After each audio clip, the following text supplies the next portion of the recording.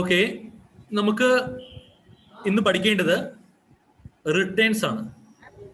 അതായത് ഒരു ബിസിനസ് സ്ഥാപനത്തിൽ ആ ബിസിനസ് സ്ഥാപനം GST രജിസ്ട്രേഷൻ എടുത്ത സ്ഥാപനമാണെങ്കിൽ, ക്ലിയർ, GST രജിസ്ട്രേഷൻ എടുത്ത സ്ഥാപനമാണെങ്കിൽ GST നമ്പർ ആ സ്ഥാപനത്തിന് ഉണ്ടെങ്കിൽ നിർബന്ധമായും റിട്ടേൺസ് ഫയൽ ചെയ്യണം.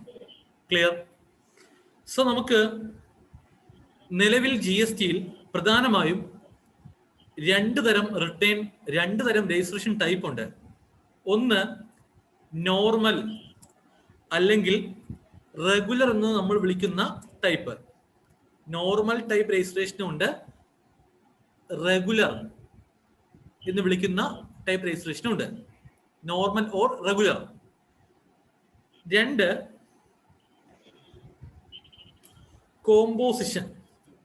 കോമ്പോസിഷൻ എന്ന രീതിയിൽ ഒരു രജിസ്ട്രേഷനും ഉണ്ട്. ക്ലിയർ? അപ്പോ നോർമൽ രജിസ്ട്രേഷൻ ആണെങ്കിൽ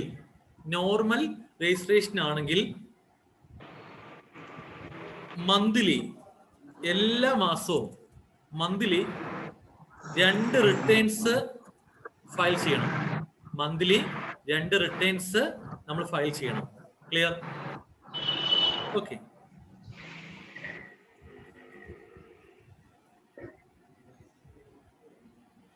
ആ റിട്ടേൺ ഫോമിന്റെ പേരാണ് ഒന്ന് GST റിട്ടേൺ 1, GSTR 1, അടുത്ത് GSTR 3B. ഓ, നമ്മുടെ ബിസിനസ് സ്ഥാപനം എന്ന് പറയുമ്പോൾ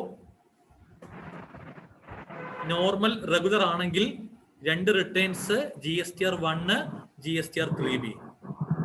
ഒരു കാര്യം ശ്രദ്ധിക്കേണ്ടത്, ഞാൻ പറയുന്ന കാര്യങ്ങൾ എല്ലാവരും കേൾക്കുന്നുണ്ടെങ്കിൽ മ്യൂട്ട് ചെയ്യേണ്ടതാണ്. നിങ്ങൾക്ക് അറിയാം നിങ്ങൾ മ്യൂട്ട് ആണോ അല്ലയോ എന്ന്. നിങ്ങളുടെ സ്ക്രീനിൽ left side below mute option ഉണ്ട്. അത് നിങ്ങൾ മ്യൂട്ട് ആണെന്ന് ഉറപ്പുവരുത്തുക. നിങ്ങൾ അൺമ്യൂട്ട് ആകരുത്. എനിക്ക് എല്ലാവരും അൺമ്യൂട്ട് ആകാതിരിക്കുന്ന രീതിയിൽ മ്യൂട്ട് ആക്കാൻ അറിയാം. പക്ഷെ അങ്ങനെ മ്യൂട്ട് ചെയ്താൽ നിങ്ങൾക്ക് ഇടയ്ക്ക് ഡൗട്ട് വന്ന് ചോദിക്കാൻ സാധിക്കില്ല. ക്ലിയർ? ഓക്കെ. സോ എല്ലാവരും മ്യൂട്ട് ചെയ്യുക. മ്യൂട്ട് അല്ല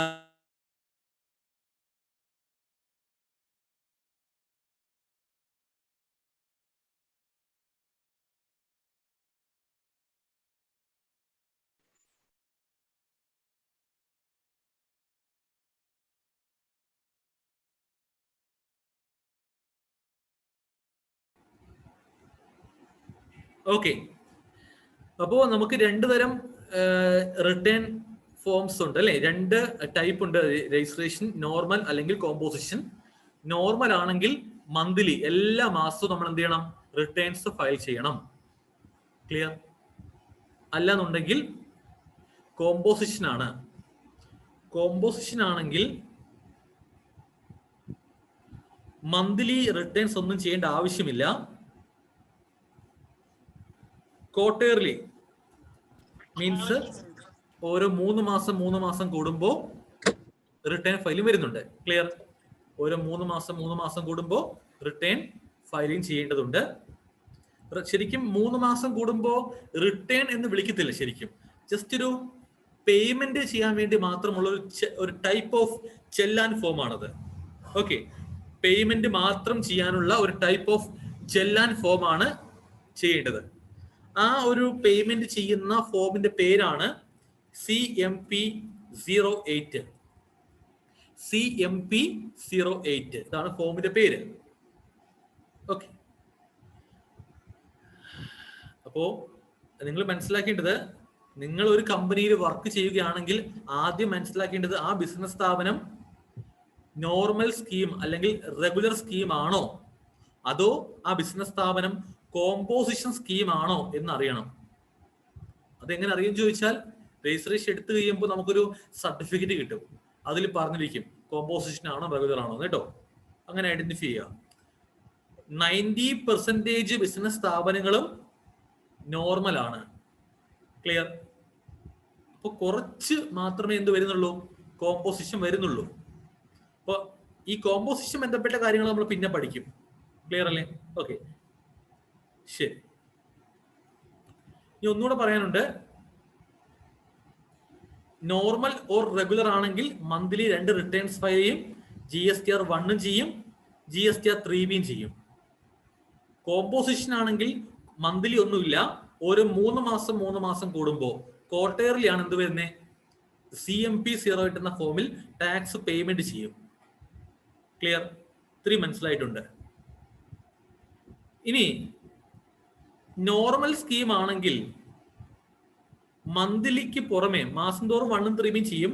അതിന് പുറമെ ഒരു വർഷം കംപ്ലീറ്റ് ആകുമ്പോൾ, ക്ലിയർ, ഒരു ഇയർ കംപ്ലീറ്റ് ആകുമ്പോൾ നമ്മൾ എന്ത് ചെയ്യും? ആനുവൽ റിട്ടേൺ ഫയൽ ചെയ്യും. ആനുവൽ റിട്ടേൺ ഫയൽ ചെയ്യും. അതിന്റെ പേരാണ് GSTR 9.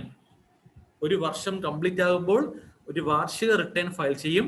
അതിന്റെ പേരാണ് GSTR 9. ക്ലിയർ? ഇപ്പൊ നോർമൽ ഓർ റെഗുലർ ആണെങ്കിൽ ബിസിനസ് സ്ഥാപനമെങ്കിൽ എല്ലാ മാസവും 2 റിട്ടേൺസ് ആ ഫയൽ ചെയ്യുന്നേ. ഒന്ന് GSTR 1ഉം GSTR 3Bയും. എല്ലാ മാസം ചെയ്യും. ഒരു വർഷം 12 മാസം അല്ലേ? 12 × 2 24 റിട്ടേൺസ് ഒരു വർഷം ഫയൽ ചെയ്യണം. 24 പ്ലസ് 12 × 2 മാസം, ഒരു മാസം 2 വെച്ച് 12 മാസം 24. 24 പ്ലസ് ഒരു വർഷം കംപ്ലീറ്റ് ആകുമ്പോൾ GSTR 9 വാർഷിക ഫോം. അപ്പൊ അങ്ങനെ 25 റിട്ടേൺസ് ഒരു വർഷം ചെയ്യണം നമ്മൾ. 25 റിട്ടേൺസ്. ക്ലിയർ? യെസ്. ഇനി നമ്മൾ കോമ്പോസിഷൻ ടൈപ്പ് ആണ് രജിസ്ട്രേഷൻ എങ്കിൽ ക്വാർട്ടർലി CMP08 ടാക്സ് പേയ്മെന്റ് ചെയ്യും. അതിന് പുറമെ ഒരു വർഷം കംപ്ലീറ്റ് ആകുമ്പോൾ എന്ത് ചെയ്യണം? ആനുവൽ റിട്ടേൺ ഫോം ആയിട്ട് നമ്മൾ എന്ത് ചെയ്യണം? ചെയ്യേണ്ടതാണ് GSTR 4 ഫയൽ ചെയ്യും. ക്ലിയർ? ഓക്കെ, GSTR 4 ഫയൽ ചെയ്യും. ക്ലിയർ? ഒറ്റ മിനിറ്റ്.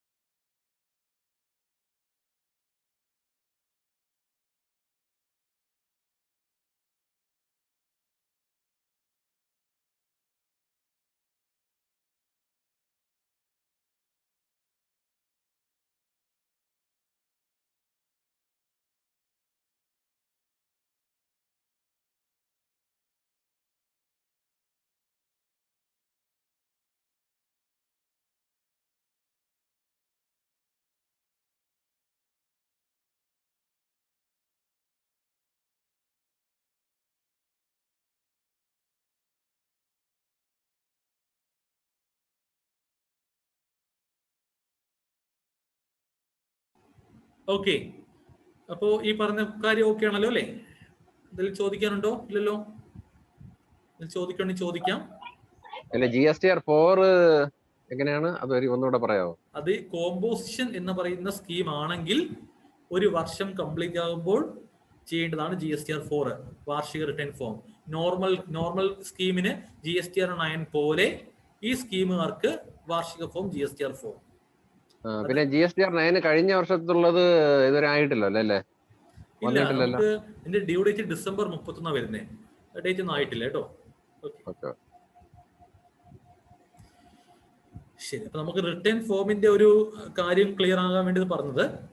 സോ നമുക്ക് അതിൽ ഇന്ന് പഠിക്കേണ്ടത് ഈ നോർമൽ സ്കീം ആണെങ്കിൽ മന്ത്ലി ചെയ്യുന്ന GSTR 1 അതിനെ കുറിച്ച് ഇന്ന് പഠിക്കേണ്ടത്. ക്ലിയർ? GSTR 1 clear? ഈ GSTR 1 എന്ന് പറഞ്ഞാൽ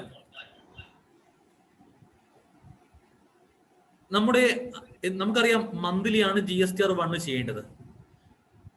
മന്ത്ലി വരുന്ന സെയിൽസ്, നമ്മുടെ സെയില് കാണിക്കാനുള്ള ഒരു സ്റ്റേറ്റ്മെന്റ് ആണ് GSTR 1. സെയിൽസ് സ്റ്റേറ്റ്മെന്റ് സ്റ്റേറ്റ്മെന്റ് ആണ് ഏത് GSTR1 എന്ന് പറഞ്ഞാൽ. ഈ GSTR1 എന്ന് പറയുന്ന ഈ ഒരു സ്റ്റേറ്റ്മെന്റ് അതിനകത്ത് 19 ബോക്സ് വരുന്നുണ്ട്. നമുക്ക് ഡാറ്റ ഫില്ല് ചെയ്യാനായിട്ട് സെയിൽസുമായി ബന്ധപ്പെട്ട് വരുന്ന ഡാറ്റ ഫില്ല് ചെയ്യാൻ വേണ്ടി 19 ബോക്സ് വരുന്നുണ്ട് GSTR1 എന്ന് പറയുന്ന സ്റ്റേറ്റ്മെന്റ് അതിനകത്ത്. ക്ലിയർ? ഓക്കെ. അപ്പൊ 19 ബോക്സും എന്താണ് എന്ന് നമുക്ക് വ്യക്തമായി പഠിക്കണം. നമുക്ക് ഒരു പക്ഷേ നമ്മൾ ഒരു മാസത്തെ GSTR1 ചെയ്യുമ്പോൾ നമുക്ക് ആ 19 ബോക്സിന്റെ ആപ്ലിക്കേഷൻ വരില്ല. നമ്മുടെ ബിസിനസ് സ്ഥാപനവുമായി ബന്ധപ്പെട്ട നമ്മുടെ രീതികളുമായി ബന്ധപ്പെട്ടതേ വരത്തുള്ളൂ. അല്ല എല്ലാ മാസവും 19 ബോക്സ് വരണമെന്നില്ല. ക്ലിയർ? നമുക്ക് എല്ലാ മാസവും 19 ബോക്സിന്റെ ആപ്ലിക്കേഷൻ വരത്തില്ല. അതുമായി ബന്ധപ്പെട്ടുണ്ടെങ്കിൽ മാത്രം അത് വരും. അങ്ങനെ പക്ഷെ നമുക്ക് പഠിക്കുമ്പോൾ എല്ലാ ബോക്സും വളരെ കൃത്യമായിട്ട് എങ്ങനെ ഫില്ല് ചെയ്യാം എന്നെല്ലാം പഠിച്ച് മനസ്സിലാക്കി പോവേണ്ടതാണ്. സോ ഇന്ന് ഈ ക്ലാസ്സിൽ ഞാൻ എന്ത് ചെയ്യുന്നില്ല, അതായത് GSTR1 സൈറ്റ് ഓപ്പൺ ചെയ്ത് ലൈവായിട്ട് കാണിക്കുന്നില്ല. അപ്പോൾ അത് നാളെ പഠിക്കാം അങ്ങനെ. സോ ഇന്ന് നമുക്ക് മെയിൻ പർപ്പസ് 19 ബോക്സും എന്താന്ന് പഠിക്കേണ്ട മെയിൻ പർപ്പസ്. ഞാൻ ജസ്റ്റ് ലൈവായിട്ട് സ്ക്രീൻ ഷെയർ ചെയ്ത് സൈറ്റ് ഓപ്പൺ ആക്കി GSTR1 ഫോം എടുത്ത് പഠിപ്പിക്കുകയാണെങ്കിലേ നിങ്ങൾക്ക് അത് കണ്ട് ഇതും പറയുമ്പോൾ കൺഫ്യൂഷൻ ആവും. കാരണം ഈ തിയററ്റിക്കൽ ഏരിയ ഓരോ ബോക്സും പറയുമ്പോൾ അതിനകത്ത് ഒരുപാട് കാര്യം പറയാനുണ്ട്. അതെല്ലാം പഠിച്ച് മനസ്സിലാക്കി എടുത്ത് നമുക്ക് എന്ത് ചെയ്യാം, ധൈര്യമായിട്ട് സൈറ്റ് ഓപ്പൺ ചെയ്ത് ഓരോ ബോക്സിനകത്ത് എങ്ങനെ ഡാറ്റ ഫില്ല് എന്ന് പഠിച്ച് പോയാൽ മാത്രം മതി. ഇപ്പം ഡയറക്റ്റ് ലൈവായിട്ട് ഫോം ഓപ്പൺ ചെയ്താൽ ഇത് എന്താണെന്ന് പഠിക്കണം, അതിനെ കുറിച്ച് പഠിക്കണം, അതിനുശേഷം ആ ഡാറ്റ എങ്ങനെ എൻ്റർ ചെയ്യുന്നു പഠിക്കണം.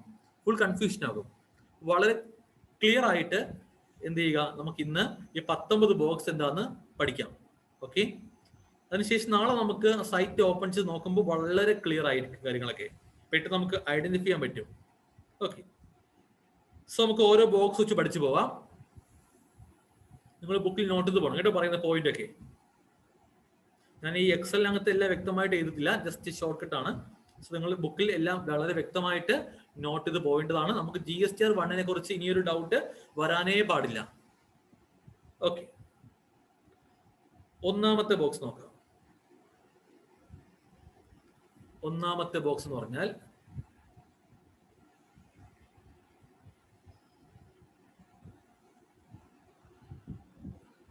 ഞാൻ പറഞ്ഞു സെയിൽ ബന്ധപ്പെട്ടതാണ് എല്ലാ ബോക്സും അല്ലേ? അതെ. ഒന്നാമത്തെ ബോക്സ് എന്ന് പറഞ്ഞാൽ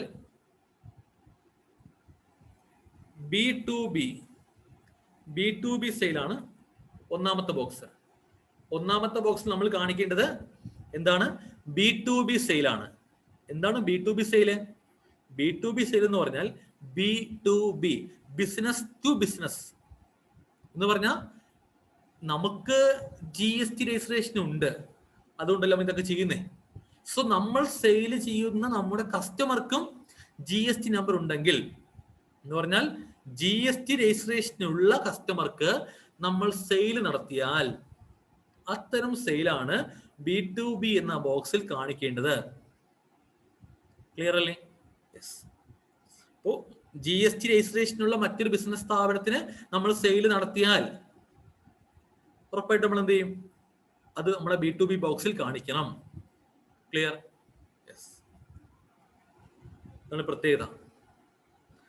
അത് കാണിക്കുമ്പോൾ നമുക്കറിയാം ഒരു സെയിൽ നടക്കുമ്പോൾ നമ്മൾ എന്ത് ചെയ്യും? സെയിൽസ് ഇൻവോയ്സ് ഇഷ്യൂ ചെയ്യും അല്ലെ?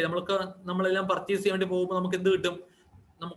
നമ്മൾ പർച്ചേസ് ചെയ്യാൻ വേണ്ടി പോകുമ്പോൾ ആ കടക്കാരന് നമ്മൾ ടാക്സ് കൊടുക്കും, GST കൊടുക്കും. GST കൊടുത്താൽ നമ്മൾ എന്ത് ചെയ്യും? ആ ആൾ എന്ത് ചെയ്യും? ആ കടക്കാരൻ നമുക്ക് ഒരു GST ബില്ല് തരും, നമുക്ക് ടാക്സ് ഇൻവോയ്സ് എന്ന് പറയും. അപ്പൊ ആ കടക്കാരന്റെ പോയിന്റ് ഓഫ് വ്യൂ എന്താ? നമുക്ക് നൽകിയ സെയിൽ ഇൻവോയ്സ് അല്ലെ, ടാക്സ് ഇൻവോയ്സ് ആണ് ആ ലോജിക്ക്. അപ്പൊ ആ ഒരു B2B ടാക്സ് ഇൻവോയ്സ് നമ്മുടെ കയ്യിൽ ഉണ്ടാകും. ആ ഇൻവോയ്സിൽ കാണുന്ന കാര്യങ്ങളൊക്കെ നമ്മൾ എന്ത് ചെയ്യണം? ഈ ബോക്സിൽ ഡാറ്റ എൻ്റർ ചെയ്യണം. ആ ഇൻവോയ്സ് എന്ന് പറയുമ്പോൾ എന്തൊക്കെ ഉണ്ടാവാം? ആ സെല്ലറിന്റെ പോയിന്റ് ഓഫ് വ്യൂ നോക്കുമ്പോൾ നമ്മൾ സെയിൽ നടത്തിയ നമ്മുടെ കസ്റ്റമറിന്റെ GST നമ്പർ ഉണ്ടാവും അതിനകത്ത്. കസ്റ്റമറിന്റെ പേര്, നെയിം ഓഫ് കസ്റ്റമർ, അത് ഉണ്ടാകും അതിനകത്ത്. അതുപോലെ ആ ഇൻവോയ്സിന്റെ നമ്പർ ഉണ്ടാകാം. കസ്റ്റമറിന്റെ സ്റ്റേറ്റ്, കേരളത്തിലാണോ അതോ വേറെ ഏതെങ്കിലും സ്റ്റേറ്റ് ആണോ, അങ്ങനെ അത് ഉണ്ടാകാം. ദെൻ എത്രയാണ് മൊത്തം ഗുഡ്സിന്റെ വാല്യൂ, ടാക്സബിൾ എമൗണ്ട് എത്രയാണ്, എത്രയാണ് അതിലെ GST എമൗണ്ട് എത്ര വരുന്നു, എത്ര CGST, എത്ര SGST, എത്ര IGST വരുന്നു, ടോട്ടൽ ഇൻവോയ്സ് വാല്യൂ എത്രയാണ്, invoice value means taxable plus tax, total amount എത്രയാണ്, ആ invoice date of issue of invoice എന്നാണ്, അതൊക്കെ അതിലുണ്ടാകും. അപ്പൊ ആ കാര്യങ്ങളൊക്കെ നമ്മൾ എന്ത് ചെയ്യണം, ഈ B2B എന്ന ബോക്സിൽ വ്യക്തമായിട്ട് ക്ലിയർ ആയിട്ട് എൻ്റർ ചെയ്യണം. അപ്പോ ആ ഒരു മാസം നടന്ന ഓരോ B2B ഇൻവോയ്സും 1 by 1 ഡാറ്റ എൻട്രി വേണം. ഒരു ഇൻവോയ്സ് എടുത്തു, അതിൽ കാണുന്ന കാര്യങ്ങൾ നോക്കി ടൈപ്പ് ചെയ്തു, സേവ് ചെയ്തു, അടുത്ത ഇൻവോയ്സ് എടുത്തു, അത് ടൈപ്പ് ചെയ്തു, സേവ് ചെയ്തു, അങ്ങനെ ഓരോ ഇൻവോയ്സും 1 by 1 നമ്മൾ എന്ത് ചെയ്യണം, ഡാറ്റ എൻറ്റർ ചെയ്യണം. ക്ലിയർ അല്ലേ? അതാണ് പറയുന്നത് ഇൻവോയ്സ് വൈസ് ഡാറ്റ എൻട്രി ആണ് വേണ്ടത്. ക്ലിയർ അല്ലേ? ശരി. അപ്പോൾ B2B എന്ന് പറയുന്ന ബോക്സ് ഫില്ല് ചെയ്യുമ്പോൾ ഓരോ B2B ഇൻവോയ്സിലും കാണുന്ന കാര്യങ്ങൾ 1 by 1 എന്ത് ചെയ്യണം, ഡാറ്റ എൻട്രി ചെയ്യണം. നമുക്ക് ഒരു മാസം 10,000-ഓളം സെയിൽ B2B ഇൻവോയ്സ് ഉണ്ടെങ്കിൽ ആ 10,000 ഇൻവോയ്സും ഓരോന്ന് വെച്ച് എന്ത് ചെയ്യണം, ഡാറ്റ ഇവിടെ എൻറ്റർ ചെയ്ത് പോകണം. നിർബന്ധമാണ് B2B ആയതുകൊണ്ട്. ക്ലിയർ? യെസ്. ഈ ബോക്സ് ക്ലിയർ ആണല്ലോ? സംശയത്തിലുണ്ടോ? ഓക്കെ അല്ലേ?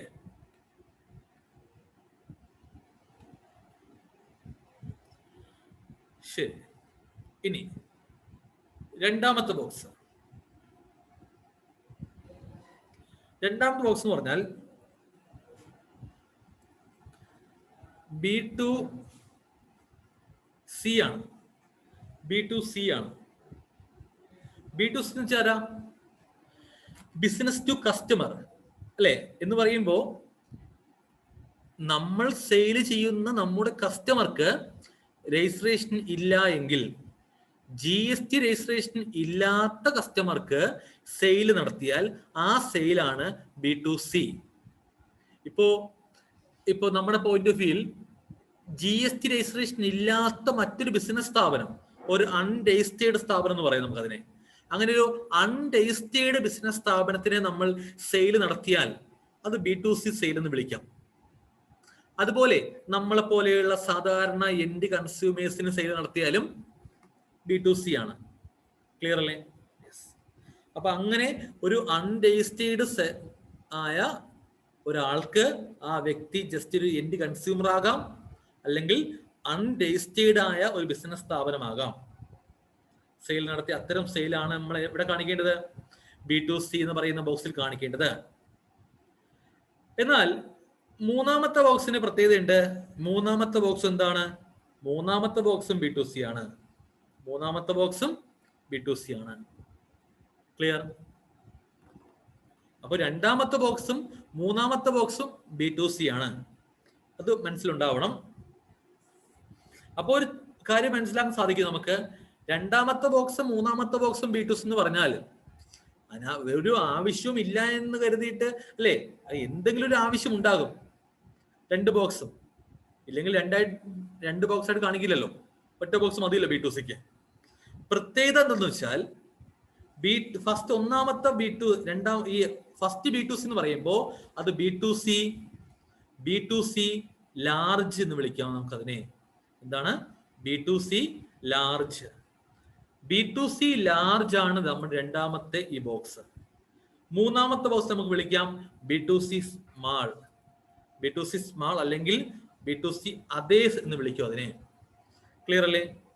B2C ലാർജ് അല്ലെങ്കിൽ B2C സ്മാൾ ഓർ അതേസ് എന്ന് പറയും രണ്ടാമത്തെ ബോക്സിന്. ക്ലിയർ അല്ലേ? അപ്പൊ B2C എന്താണെന്ന് നമുക്കറിയാം. ഇനി എന്താണ് B2C ലാർജ് കാണിക്കേണ്ടത്, എന്താണ് B2C സ്മാൾ കാണിക്കേണ്ടത് അല്ലേ? നോക്കാം. അതായത് ഏത് തരം B2C സെയിലാണ് B2C ലാർജ് എന്ന ബോക്സിൽ കാണിക്കേണ്ടത്, ഏത് തരം B2C സെയിലാണ് B2C സ്മാൾ എന്ന ബോക്സിൽ കാണിക്കേണ്ടത്. കാര്യം ക്ലിയർ ആയല്ലോ? നോക്കാം. നമ്മൾ സെയിൽ ചെയ്യുന്ന കസ്റ്റമർ ഉണ്ടല്ലോ, ആ കസ്റ്റമർ നമ്മുടെ സംസ്ഥാനത്തിലല്ല, വേറെ സംസ്ഥാനത്തിലാണ്. ഇന്റർ ഇന്റർ സ്റ്റേറ്റ് സെയിലാണ്. ക്ലിയർ? അതായത് ആ സി എന്ന കസ്റ്റമർ വേറെ സംസ്ഥാനമാകണം. മാത്രമല്ല പ്ലസ് ആ ഇൻവോയ്സ് വാല്യൂ ഇല്ലേ, ആ B2C ഇൻവോയ്സ് വാല്യൂ, ആ ഇൻവോയ്സ് വാല്യൂവിന്റെ invoice value amount more than 2.5 lakh, 2.5 ലക്ഷം രൂപയ്ക്ക് മുകളിൽ വരണം.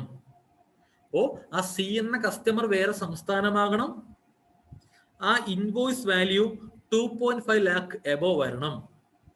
ഈ രണ്ട് കേസും ഒരുമിച്ച് വരുന്ന B2C സെയിലാണ് B2C ലാർജ് എന്ന് പറയുന്ന രണ്ടാമത്തെ ബോക്സിൽ കാണിക്കേണ്ടത്. ക്ലിയർ അല്ലേ? ഈ രണ്ട് കണ്ടീഷനും ഒരുമിച്ച് വരണം കേട്ടോ. ക്ലിയർ? അല്ലാതെ കസ്റ്റമർ സെയിം സ്റ്റേറ്റ് ആണ്, ഇൻവോയ്സ് വാല്യൂ 10 കോടിയാന്ന് പറഞ്ഞിട്ട് കാര്യമില്ല. ഓക്കെ, ആലോചിക്കുക. ഇനി അടുത്ത ചോദ്യം, ഏത് തരം B2C സെയിലാണ് അങ്ങനെയെങ്കിൽ B2C സ്മാൾ ഓർ അതേഴ്സ് കാണിക്കേണ്ടത്? പ്രത്യേകിച്ച് ചെയ്തിന്റെ കാര്യമില്ല. B2C ആണ്, അത് ലാർജ് അല്ലെങ്കിൽ അത് സ്മാൾ ആയിരിക്കും. ക്ലിയർ? B2C ആണ് സെയില്, പക്ഷെ അത് ലാർജ് അല്ല. ലാർജ് ആവണമെങ്കിൽ രണ്ട് കണ്ടീഷനും ഒരുപോലെ വരണ്ടേ? അതെ, ആ ഒരു രണ്ട് കണ്ടീഷനും ഒരുപോലെ വരുന്നില്ല എങ്കിൽ അതെന്തായിരിക്കും? B2C സ്മാൾ ആയിരിക്കും. ക്ലിയർ? നേരത്തെ പറഞ്ഞ പോലെ കസ്റ്റമർ സെയിം സ്റ്റേറ്റ് ആണ്, ഇൻവോയ്സ് വാല്യൂ 10 കോടിയാണ്. ലാർജോ സ്മാളോ? സ്മാൾ. ക്ലിയർ അല്ലേ? ആ ലോജിക്ക്. അപ്പൊ നിങ്ങൾക്ക് B2C ലാർജും B2C സ്മാളും മനസ്സിലായി എന്ന് വിശ്വസിക്കുന്നു. ഓക്കെ, ഇനി ഇവിടെ ഡാറ്റ എങ്ങനെ എൻ്റർ ചെയ്യാം? B2C ലാർജ് ആണെങ്കിൽ B2B ചെയ്ത പോലെ എങ്ങനെയാ ഇൻവോയ്സ് വൈസ് ഡാറ്റ എൻട്രി വേണം കേട്ടോ. ക്ലിയർ അല്ലേ? നമ്മുടെ B2B ചെയ്ത പോലെ ഇൻവോയ്സ് വൈസ് ഡാറ്റ എൻട്രി ആണ് നമുക്ക് വേണ്ടത് B2C ലാർജിൽ. ഓരോ B2C ലാർജ് ഇൻവോയ്സും ഡാറ്റ എൻ്റർ ചെയ്ത് സേവ് ചെയ്ത് അടുത്ത ബില്ലെടുത്തു അങ്ങനെ ചെയ്തു പോകണം. ഇനി B2C സ്മാൾ ആണെങ്കിൽ എന്താണെന്നറിയാം അല്ലേ? ലാർജ് അല്ലെങ്കിൽ സ്മാൾ, ലാർജ് അല്ലെങ്കിൽ സ്മാൾ അങ്ങനെ. ഇനി എങ്ങനെ എൻ്റർ ചെയ്യും ചോദിച്ചാൽ B2B ചെയ്ത പോലെയും B2C ലാർജ് ചെയ്ത പോലെയും ഇൻവോയ്സ് വൈസ് ഡാറ്റ എൻട്രിയുടെ ആവശ്യം ഇല്ല. ഇൻവോയ്സ് വൈസ് ഡാറ്റ എൻട്രിയുടെ ആവശ്യം വരുന്നില്ല. ക്ലിയർ? ഓക്കെ, അപ്പൊ എങ്ങനെയാ? സമ്മറി മതി. സമ്മറിയാണ് കാണിക്കേണ്ടത്. Summary of all sale. B2C small ആണെങ്കിൽ സമ്മറി കാണിച്ചാൽ മതി. ആ ഒരു മാസം എത്ര B2C സ്മാൾ സെയിൽ നടന്നു എല്ലാത്തിന്റെയും ടോട്ടൽ സമ്മറി മാത്രമേ നമുക്ക് ഇവിടെ മൂന്നാമത്തെ ബോക്സിൽ കാണിക്കേണ്ട ആവശ്യമുള്ളൂ. അല്ലാതെ ഓരോ ഇൻവോയ്സും 1 by 1 കാണിക്കേണ്ട ആവശ്യം ഒരിക്കലും വരുന്നില്ല. ഈ സമ്മറി എങ്ങനെ തയ്യാറാക്കും? സമ്മറി തയ്യാറാക്കുമ്പോ state wise and rate wise എന്ന് പറഞ്ഞാൽ, ഇപ്പോ ഞാൻ പറയുന്നു ഈ മാസം B2C സ്മാൾ സെയില് കേരളത്തിനകത്തുള്ള സ്മാൾ കസ്റ്റമർക്ക് state wise 5% 5% rate of tax വരുന്ന റേറ്റ് വൈസ് ഒരു 10,000 രൂപയ്ക്ക് സെയിൽ നടന്നു. അങ്ങനെ സമ്മറി ആക്കി മാറ്റണം. നമുക്ക് പല സംസ്ഥാനത്തുള്ള കസ്റ്റമർക്കും പല റേറ്റ് ഓഫ് ടാക്സ് വരുന്ന ഗുഡ്സും B2C സ്മാൾ സെയിൽ നടന്ന് കാണും. അപ്പൊ നമ്മൾ എന്ത് ചെയ്യണം? ഇതുപോലെ സമ്മറി ആക്കി മാറ്റണം. State wise and tax rate wise summary. കർണാടകയിലുള്ള ഒരു കസ്റ്റമർക്ക് 12% റേറ്റ് ഓഫ് GST വരുന്ന ഒരു 25,000 രൂപയ്ക്ക് സെയിൽ നടന്നു. സമ്മറിയാണ് അങ്ങനെ. ക്ലിയർ അല്ലേ? അങ്ങനെ എന്ത് ചെയ്യുക, state wise and tax rate wise summary തയ്യാറാക്കണം. ഇനി കേരളത്തിനകത്ത് 5% റേറ്റ് ഓഫ് ടാക്സിൽ ഒരു സമ്മറി തയ്യാറാക്കി. അതുപോലെ കേരളത്തിനകത്ത് തന്നെ 18% 18% ഒരു സെയിൽ നടന്നു എങ്കിൽ പ്രത്യേക സമ്മറിക്ക് മാറ്റുക. ആലോചിക്ക് കേട്ടോ. ക്ലിയർ അല്ലേ? അങ്ങനെ സമ്മറി നമുക്ക് എന്ത് ചെയ്യാം, B2C സ്മാളിൽ കാണിക്കാൻ സാധിക്കും. Okay, clear. അപ്പൊ നിങ്ങൾക്ക് B2C ലാർജും B2C സ്മാളും ക്ലിയർ ആണല്ലോ? ക്ലിയർ ആണെന്ന് വിശ്വസിക്കുന്നു.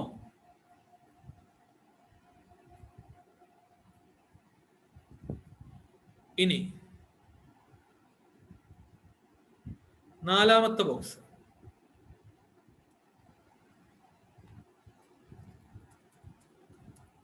Debit note or credit note. Debit note or credit note issued to registered customer.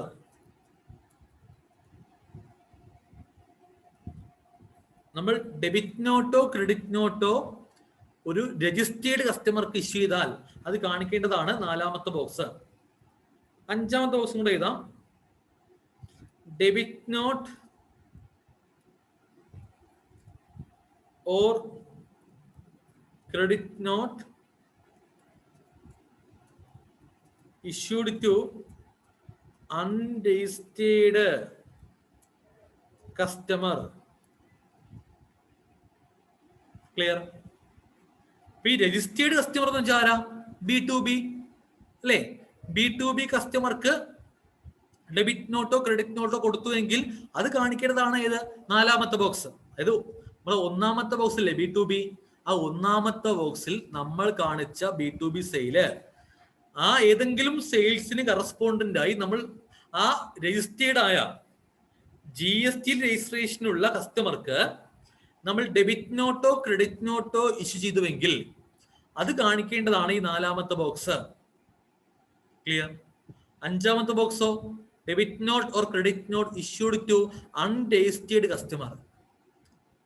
ആരാണ് ഈ അൺരജിസ്റ്റേർഡ് കസ്റ്റമർ എന്ന് വെച്ചാൽ GST രജിസ്ട്രേഷൻ എടുക്കാത്ത, GST നമ്പർ ഇല്ലാത്ത കസ്റ്റമർക്ക്. അതല്ലേ അൺരജിസ്റ്റേർഡ് കസ്റ്റമർ എന്ന് പറയുമ്പോ? അപ്പോ അതായത് ആരാ? B2C അല്ലേ? B2C കസ്റ്റമർക്ക്, B2C അല്ലേ അൺരജിസ്റ്റേർഡ് സെയിൽ എന്ന് പറയുമ്പോ, B2C കസ്റ്റമർക്ക് നമ്മൾ ഡെബിറ്റ് നോട്ടോ ക്രെഡിറ്റ് നോട്ടോ കൊടുത്താൽ അത് കാണിക്കേണ്ടതാണ് ഈ 5ാമത്തെ ബോക്സ്. അപ്പൊ നമുക്കിനി ബോക്സുകൾ ക്ലിയർ ആയി. ഇനി അതിൽ എന്താണ് കാണിക്കേണ്ടത് എന്ന് പറഞ്ഞാൽ, എന്താണ് ഡെബിറ്റ് നോട്ട്, എന്താണ് ക്രെഡിറ്റ് നോട്ട്? ഇത് B2B കസ്റ്റമർക്കും B2C കസ്റ്റമർക്കും എപ്പോഴാണ് ഇഷ്യൂ ചെയ്യുക? അതല്ലേ അറിയേണ്ടത്? അതാ അറിയേണ്ടത്. ഈ ക്രെഡിറ്റ് നോട്ട് എന്ന് പറയുമ്പോൾ ഡെബിറ്റ് നോട്ടും ക്രെഡിറ്റ് നോട്ടും നമുക്ക് കേട്ട് പരിചയം ഉണ്ടാകാം എല്ലാവർക്കും. ഈ ക്രെഡിറ്റ് നോട്ട് എന്ന് പറഞ്ഞാൽ ഇവിടെ GSTന്റെ പർപ്പസിൽ മനസ്സിലാക്കേണ്ടത്, ഈ GST വരും മുമ്പും അക്കൗണ്ട്സിൽ ഡെബിറ്റ് നോട്ടും ക്രെഡിറ്റ് നോട്ടും നിങ്ങൾക്ക് പരിചയമുണ്ട്. ക്ലിയർ? നമ്മൾ ഈ പർച്ചേസ് റിട്ടേൺ ചെയ്യുമ്പോൾ ഡെബിറ്റ് നോട്ട് ചെയ്യും, സെയിൽ റിട്ടേൺ ചെയ്യുമ്പോൾ ക്രെഡിറ്റ് നോട്ട് ചെയ്യും, അങ്ങനെയൊക്കെ കേട്ട് പരിചയം ഉണ്ടാവും എല്ലാവർക്കും. GSTന്റെ പോയിന്റ് ഓഫ് വ്യൂ നമുക്ക് ഡെബിറ്റ് നോട്ട് ക്രെഡിറ്റ് നോട്ട് മനസ്സിലാക്കേണ്ടത് എങ്ങനെയെന്ന് ചോദിച്ചാൽ, ഇപ്പോ ഞാൻ ഒരു സെയിൽ നടത്തി, സെയില് 10,000 രൂപ, 10,000 രൂപ സെയിൽ നടത്തി, കസ്റ്റമർക്ക് സെയിൽസ് ഇൻവോയ്സ് കൊടുത്തു, ഗുഡ്സും കൊടുത്തു, കസ്റ്റമർ കൊണ്ടുപോയി. എത്ര രൂപയാ? 10,000, 10,000. 2 ദിവസം കഴിഞ്ഞപ്പോ കസ്റ്റമർ വരുന്നു, അതിൽ 2,000 രൂപയുടെ ഗുഡ്സ്, 2,000 റുപ്പീസിന്റെ ഗുഡ്സ് വേണ്ട എന്നും പറഞ്ഞ് തിരിച്ചു കൊണ്ടുവരുന്നു. ക്ലിയർ? അപ്പൊ എന്റെ പോയിന്റ് ഓഫ് വ്യൂ എന്താ? സെയിൽ നടന്നു 10,000 രൂപയ്ക്ക്, അതിൽ 2,000 കസ്റ്റമർ റിട്ടേൺ ചെയ്തു. എന്റെ പോയിന്റ് ഓഫ് വ്യൂ എന്റെ സെയില് റിട്ടേൺ ആയി. ക്ലിയർ അല്ലേ? അപ്പൊ 10,000 രൂപയുടെ സെയിൽ നടന്നപ്പോൾ ഞാൻ എന്റെ അക്കൗണ്ട് ബുക്കിൽ നോട്ട് ചെയ്ത് വെച്ചു. സെയില് 10,000 നടന്നു. അങ്ങനെ ഇപ്പൊ എന്റെ സെയിൽസ് ബുക്കിൽ 10,000 ഉണ്ട്. ഇപ്പൊ പക്ഷെ 2,000 ഗുഡ്സ് കസ്റ്റമർ റിട്ടേൺ ചെയ്യുമ്പോൾ എന്റെ ബുക്കിൽ ഇനി 10,000 സെയിൽ കാണിക്കാൻ പറ്റുമോ എനിക്ക്? ഇല്ല. 2,000 കുറയ്ക്കണ്ടേ? 2,000 കുറയ്ക്കണം. ഞാൻ എന്റെ സെയിൽ ബുക്കിൽ ആദ്യം 10,000 കാണിച്ച സമയത്ത് അതിനൊരു പ്രൂഫ് ഉണ്ടായിരുന്നു, ഒരു ഡോക്യുമെന്റ്. എന്താ? സെയിൽ ഇൻവോയ്സ്, അല്ലെ, ടാക്സ് ഇൻവോയ്സ് എന്റെ കയ്യിൽ ഉണ്ടായിരുന്നു. എന്നാൽ ഇപ്പോ ആ സെയിൽ ബുക്കിൽ 2,000 കുറയ്ക്കുമ്പോൾ ആ 2,000 കുറയ്ക്കാൻ കാരണക്കാരനായ ഒരു ഡോക്യുമെന്റ് വേണ്ടേ? ആ ഡോക്യുമെന്റ് ആണ് ക്രെഡിറ്റ് നോട്ട്. ക്ലിയർ? അപ്പോ നമ്മൾ പറയേണ്ടത് ഇങ്ങനെയാണ്, സെയിൽ റിട്ടേൺ ആകുമ്പോൾ കൊടുക്കുന്ന ഡോക്യുമെന്റ് ആണ് ക്രെഡിറ്റ് നോട്ട് എന്നല്ല പറയേണ്ടത്. അങ്ങനല്ല പറയേണ്ടത്. നമ്മുടെ സെയിൽ ബുക്കിൽ സെയിൽസിന്റെ വാല്യൂ കുറയ്ക്കണമെന്നുണ്ടെങ്കിൽ, നമ്മുടെ സെയിൽസ് ബുക്കിൽ സെയിൽസിന്റെ വാല്യൂ കുറയ്ക്കണമെങ്കിൽ, റെഡ്യൂസ് ചെയ്യണമെങ്കിൽ നമ്മൾ ഇഷ്യൂ ഡോക്യുമെന്റ് ആണ് ക്രെഡിറ്റ് നോട്ട്. ക്ലിയർ അല്ലേ? ഇപ്പോ നമ്മുടെ സെയിൽ ബുക്കിൽ സെയിൽസിന്റെ വാല്യൂ കുറയാനുള്ള ഒരു സാഹചര്യം മാത്രമാണ് ഇത് സെയിൽ റിട്ടേൺ ആയത് ഫ്രം കസ്റ്റമർ. ക്ലിയർ അല്ലേ? അപ്പൊ ആ ഒരു സെയിൽസ് ബുക്കിൽ സെയിൽസ് വാല്യൂ കുറയാനുള്ള ഒരു കാരണം മാത്രമാണ് ഇത് സെയിൽസ് റിട്ടേൺ. ക്ലിയർ അല്ലേ? ഇപ്പൊ സെയിൽസ് റിട്ടേൺ ആയപ്പോൾ നമ്മുടെ സെയിൽസ് ബുക്കിൽ 2,000 രൂപ കുറയ്ക്കാൻ വേണ്ടിയാണ് എന്ത് ചെയ്തേ? സെയിൽസ് ക്രെഡിറ്റ് നോട്ട് എന്ന് പറയുന്ന ഡോക്യുമെന്റ് 2,000 രൂപ ക്രെഡിറ്റ് നോട്ട് ചെയ്തേ. അപ്പൊ ഇപ്പോ എന്റെ മുമ്പിൽ 10,000 രൂപയുടെ ആദ്യം ഇഷ്യൂ ചെയ്ത സെയിൽസ് ടാക്സ് ഇൻവോയ്സും കയ്യിലുണ്ട്. അതിന്റെ ഒപ്പം ഇപ്പോ 2,000 രൂപയുടെ ക്രെഡിറ്റ് നോട്ടും കയ്യിലുണ്ട്. അപ്പോൾ 10,000 രൂപയുടെ സെയിൽസ് ഇൻവോയ്സും 2,000 രൂപയുടെ ക്രെഡിറ്റ് നോട്ട് ഒരുമിച്ച് പിൻ ചെയ്ത് കീപ്പ് ചെയ്യുക. നെറ്റ് എഫക്റ്റ് 8,000 രൂപ സെയിൽ ഇപ്പോൾ ഉള്ളൂ. ക്ലിയർ അല്ലേ? അപ്പൊ സെയിൽസ് ബുക്കിൽ നിന്നും വാല്യൂ കുറയ്ക്കാൻ വേണ്ടി നമ്മൾ എന്ത് ചെയ്യുന്നത്? ക്രെഡിറ്റ് നോട്ട് ചെയ്യുന്നത്. സെയിൽ ബുക്ക് എന്ന് പറയുമ്പോൾ സെയിൽ ബുക്കോ നമ്മുടെ സെയിൽസ് ഇൻവോയ്സോ. ക്ലിയർ അല്ലേ? ആ ലോജിക്ക് എടുത്താൽ മതി. അപ്പോ ഇനി മറ്റൊരു എക്സാമ്പിൾ ക്രെഡിറ്റ് നോട്ടിന്. ഞാൻ ഇന്ന് സെയിൽ നടത്തിയത് 10,000 ആണ്. ക്ലിയർ? എത്രയാണ്? 10,000 ആണ് സെയിൽ, 10,000. പക്ഷേ പ്രശ്നം എന്ന് പറഞ്ഞാൽ ഞാൻ സെയിൽ നടത്തിയപ്പോ സെയിൽസ് നടത്തി പേയ്മെന്റ് മേടിച്ചു, ഗുഡ്സ് കൊടുത്തു. പക്ഷേ ഞാൻ സെയിൽസ് ഇൻവോയ്സിനകത്ത് എന്ത് സംഭവിച്ചു? 10,000 കാണിക്കേണ്ട സ്ഥാനത്ത് എന്റെ സെയിൽ ഇൻവോയ്സിൽ 10,000 കാണിക്കേണ്ട സ്ഥാനത്ത് ഞാൻ എത്ര കാണിച്ചു? അറിയാതെ 11,000 കാണിച്ചു പോയി. എത്രയാ? 10,000 കാണിക്കേണ്ട സ്ഥാനത്ത് 11,000 കാണിച്ചു പോയി. മിസ്റ്റേക്ക് അല്ലേ? 1,000 കൂടുതൽ കാണിച്ചു എന്റെ സെയിൽസ് ഇൻവോയ്സിൽ. മിസ്റ്റേക്ക് ആണ്. അപ്പോ എനിക്ക് എന്ത് ചെയ്യാം? ഒന്നുകിൽ ആ ബില്ല് മൊത്തമായിട്ട് ക്യാൻസൽ ആക്കിയിട്ട് പുതിയ ഫ്രഷ് ഇൻവോയ്സ് ഇഷ്യൂ ചെയ്യാം 10,000 രൂപയ്ക്ക്. പക്ഷെ GST പറയുന്നു അതിന്റെ ആവശ്യമില്ല. നിങ്ങൾ 11,000 രൂപയുടെ ഇൻവോയ്സ് ഇഷ്യൂ ചെയ്തു, അതിൽ 1,000 കൂടിപ്പോയി. അപ്പൊ എന്ത് ചെയ്താൽ മതി? സെയിൽസ് ഇൻവോയ്സിൽ നിന്ന് ആ 1,000 കുറച്ചാൽ മതി. എങ്ങനെ കുറയ്ക്കും? 1,000 അല്ലേ കുറയ്ക്കേണ്ടത്? ആ 1,000ന്റെ ഒരു ക്രെഡിറ്റ് നോട്ട് കൊടുത്താൽ മതി കസ്റ്റമർക്ക്. ആ 1,000ന്റെ ഒരു ക്രെഡിറ്റ് നോട്ട് കസ്റ്റമറിന് ഇഷ്യൂ ചെയ്താൽ മതി. തീർന്നു, അത്രേ ഉള്ളൂ. അപ്പോ നമ്മുടെ മുമ്പിൽ ഇപ്പോ 11,000 രൂപയുടെ സെയിൽ ഇൻവോയ്സും ഉണ്ട്, 1,000 രൂപയുടെ ക്രെഡിറ്റ് നോട്ടും ഉണ്ട്. നെറ്റ് എഫക്റ്റ് 10,000, 10,000 ആണ് സെയിൽ എമൗണ്ട്. അപ്പോ ക്രെഡിറ്റ് നോട്ട് എപ്പോഴാണ് സെല്ലർ കസ്റ്റമർക്ക് കൊടുക്കുന്നേ? സെയിൽസ് ഇൻവോയ്സിലെ വാല്യൂ കുറയ്ക്കണമെന്നുണ്ടെങ്കിൽ അപ്പൊ കുറയ്ക്കാൻ വേണ്ടിയാണ് ക്രെഡിറ്റ് നോട്ട് ചെയ്യുന്നത്. ക്ലിയർ? അതേ ലോജിക്കിൽ പറയാം, എപ്പോ ഡെബിറ്റ് നോട്ട് ചെയ്യും? സെല്ലർ കസ്റ്റമർക്ക്. ക്ലിയർ? സെയില് നടന്നു 10,000 രൂപയ്ക്ക്, 10,000 റുപ്പീസിന് സെയിൽ നടന്നു. പക്ഷേ സെയിൽ ഇൻവോയ്സ് തയ്യാറാക്കിയപ്പോൾ എന്താണ്? സെയിൽ ഇൻവോയ്സ് തയ്യാറാക്കിയപ്പോൾ ഒരു പ്രോബ്ലം. 10,000 കാണിക്കേണ്ട സ്ഥാനത്ത് 8,000 കാണിച്ചു, 8,000 കാണിച്ചു. മിസ്റ്റേക്ക് അല്ലേ? മിസ്റ്റേക്ക് ആണ്. അതായത് 10,000 കാണിക്കേണ്ട സ്ഥാനത്ത് 8,000 ആയിപ്പോയി കാണിച്ചത്. 2,000 ബൈ മിസ്റ്റേക്ക് കുറഞ്ഞു പോയി. അപ്പോ ഒന്നുകിൽ നമുക്ക് എന്ത് ചെയ്യാം? ആ 8,000ന്റെ ബില്ല് മൊത്തം ക്യാൻസൽ ആക്കിയിട്ട് പുതിയൊരു 10,000ത്തിന് പുതിയ ഫ്രഷ് ബില്ല് ഇഷ്യൂ ചെയ്താൽ മതി. എന്നാൽ GST പറയുന്നു അത് വേണമെന്നില്ല. 2000 കുറഞ്ഞു പോയെന്നല്ലേ ഉള്ളൂ, 2000 കൂട്ടിയാൽ മതി. അപ്പോൾ സെയിൽ ഇൻവോയ്സിൽ വാല്യൂ കുറഞ്ഞു പോയാൽ ആ കുറഞ്ഞ എമൗണ്ട് ഇൻക്രീസ് ചെയ്യാൻ നമുക്ക് എന്ത് ചെയ്യാം? ഒരു 2000 രൂപയുടെ ഡെബിറ്റ് നോട്ട് ചെയ്യാം. 2000 രൂപയുടെ ഡെബിറ്റ് നോട്ട് ചെയ്യാം. അപ്പൊ നമ്മുടെ മുമ്പിൽ ഇപ്പോ 8000 രൂപയുടെ ഡെബിറ്റ് സെയിൽസ് ഇൻവോയ്സും ഉണ്ട്, 2000 രൂപ ഡെബിറ്റ് നോട്ടും ഉണ്ട്. നെറ്റ് എഫക്ട് എത്രയാ? 10000 രൂപ, 10,000 സെയിൽ എമൗണ്ട്. ചുരുക്കി പറഞ്ഞാൽ സെല്ലർ കസ്റ്റമർക്ക് എപ്പോഴാണ് ഡെബിറ്റ് നോട്ടും ക്രെഡിറ്റ് നോട്ടും കൊടുക്കുന്നത്? സെല്ലർ കസ്റ്റമർക്ക് എപ്പോഴാണ് ഡെബിറ്റ് നോട്ട് ക്രെഡിറ്റ് നോട്ട് കൊടുക്കുന്നത്? ക്ലിയർ അല്ലേ? സെയിൽ ഇൻവോയ്സിലെ വാല്യൂ കുറയ്ക്കാൻ വേണ്ടി ക്രെഡിറ്റ് നോട്ട്, സെയിൽ ഇൻവോയ്സിലെ വാല്യൂ കൂട്ടാൻ വേണ്ടി ഡെബിറ്റ് നോട്ട്. Okay, clear. അടുത്ത ബോക്സ്, 6ാമത്തെ ബോക്സ് എന്ന് പറയുമ്പോൾ എക്സ്പോർട്ട്. എക്സ്പോർട്ട് നമുക്കറിയാം, എക്സ്പോർട്ടും ഒരു സെയിലാണ് അല്ലേ? എക്സ്പോർട്ട് എന്താണ്? എക്സ്പോർട്ടും ഒരു സെയിലാണ്. ക്ലിയർ അല്ലേ? യെസ്. ഈ എക്സ്പോർട്ട് ഉണ്ടോ? എക്സ്പോർട്ടിന് നമ്മൾ മറ്റൊരു പേര് വിളിക്കും കേട്ടോ. എക്സ്പോർട്ടിന് വേറെ പേര് വിളിക്കും. ആ പേരാണ് സീറോ റേറ്റഡ് സപ്ലൈ. എക്സ്പോർട്ടിന് പറയുന്ന മറ്റൊരു പേരാണ് സീറോ റേറ്റഡ് സപ്ലൈ. ക്ലിയർ? അപ്പൊ എക്സ്പോർട്ട് എന്ന് പറഞ്ഞാൽ എന്താ? ഇന്ത്യയിൽ നിന്ന് അമേരിക്കയിലേക്ക് എക്സ്പോർട്ട് സെയിൽ ചെയ്യുന്നു അല്ലെ? എക്സ്പോർട്ട് അല്ലേ? Out of country export. Okay, മനസ്സിലായല്ലോ?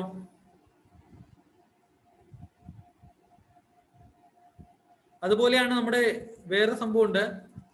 ഈ നമ്മുടെ ഇന്ത്യയിലെ ചില ഏരിയ, ചില സ്ഥലങ്ങളെ ഗവൺമെന്റ് സ്പെഷ്യൽ എക്കണോമിക്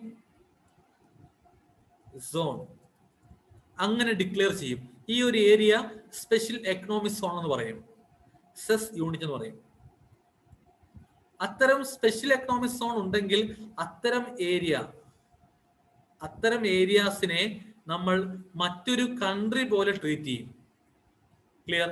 സോ അതുകൊണ്ട് നമ്മൾ ഇവിടുന്ന് സ്പെഷ്യൽ എക്കണോമിക് സോൺ എന്ന് പറയുന്ന ഒരു പ്ലേസ്, അതിനകത്ത് ബിസിനസ് ചെയ്യുന്ന ആർക്കെങ്കിലും നമ്മൾ സെയിൽ നടത്തിയാൽ അതിനെ നമ്മൾ എന്ത് ചെയ്യും?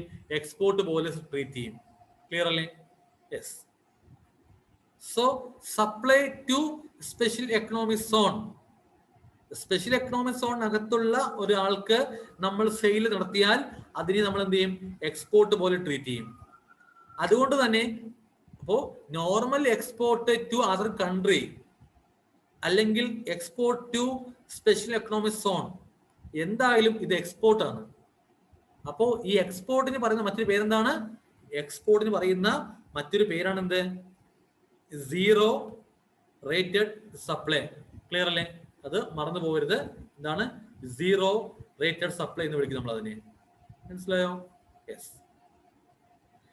എന്തുകൊണ്ടാണ് എക്സ്പോർട്ടിനെ സീറോ റേറ്റ് സപ്ലൈ എന്ന് വിളിക്കാൻ കാരണം? അതിന്റെ അൾട്ടിമേറ്റ് അവസാനം ടാക്സ് ലൈബിലിറ്റി ആർക്കും വരുന്നില്ല, ഒരു ടാക്സ് ബർഡൻ വരുന്നില്ല. അവസാനം എല്ലാം സീറോ, ഒരു ലൈബിലിറ്റിയും ഇല്ല. എക്സ്പോർട്ട് ചെയ്യുന്ന ആൾക്ക് GST ബന്ധപ്പെട്ട് ഒരു നഷ്ടം പോലും വരുന്നില്ല. ഒരു രൂപ പോലും GST ഇനത്തിൽ പോകുന്നില്ല, നഷ്ടമായിട്ട് പോകുന്നില്ല. അങ്ങനൊരു നേട്ടമുണ്ട് എക്സ്പോർട്ടേഴ്സിന്. എന്തുകൊണ്ടാ എക്സ്പോർട്ടേഴ്സിന് അങ്ങനെ ഒരു ബെനിഫിറ്റ് എടുക്കാൻ കാരണം ചോദിച്ചാൽ, എക്സ്പോർട്ട് പ്രൊമോട്ട് ചെയ്യുക, എക്സ്പോർട്ട് മാക്സിമം വളരുക. എക്സ്പോർട്ട് മാക്സിമം വളർന്നാലല്ലേ മറ്റുള്ള രാജ്യങ്ങളിലെ കറൻസീസ് ഒക്കെ ഇങ്ങോട്ടേക്ക് ഏൺ ചെയ്ത് നമുക്ക് ഈ ഒരു ഡെവലപ്പായി മാറാൻ സാധിക്കൂ. അപ്പോൾ ഇമ്പോർട്ട് മാക്സിമം കുറയ്ക്കാൻ ശ്രമിക്കുന്നു, എക്സ്പോർട്ട് മാക്സിമം കൂട്ടാൻ ശ്രമിക്കുന്നു. അപ്പൊ എക്സ്പോർട്ട് മാക്സിമം കൂടണം, എക്സ്പോർട്ട് പ്രൊമോട്ട് ചെയ്യണം എന്ന ലക്ഷ്യത്തോടെയാണ് എന്ത് ചെയ്യുന്നത്? എക്സ്പോർട്ട് ചെയ്യുമ്പോൾ ടാക്സ് ലയബിലിറ്റിയിൽ ഒരുപാട് എക്സംഷൻ കൊടുക്കുന്നത്. അവസാനം അൾട്ടിമേറ്റ് എന്ന് പറയുമ്പോൾ സീറോ വരിക. അതുകൊണ്ടാണ് എക്സ്പോർട്ടിന് സീറോ റേറ്റ് സപ്ലൈ എന്ന് പേരിടാൻ കാരണം. ഇനി ഇതിന്റെ ആപ്ലിക്കേഷൻ എന്ന് പറയുമ്പോൾ ഒരു എക്സാമ്പിൾ പറയാം.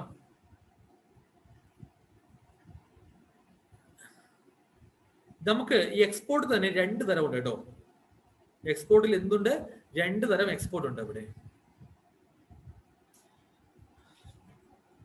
Export 2 type.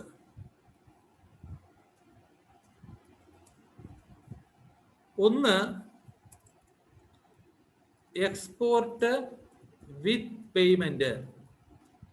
എക്സ്പോർട്ട് വിത്ത് പേയ്മെന്റ്. 2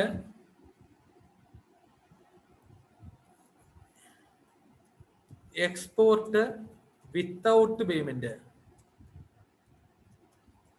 അപ്പോൾ എക്സ്പോർട്ട് വിത്ത് പേയ്മെന്റും ഉണ്ട്, എക്സ്പോർട്ട് വിത്തൗട്ട് പേയ്മെന്റും ഉണ്ട്. ക്ലിയർ അല്ലേ? അത് എന്താന്ന് ചോദിച്ചാൽ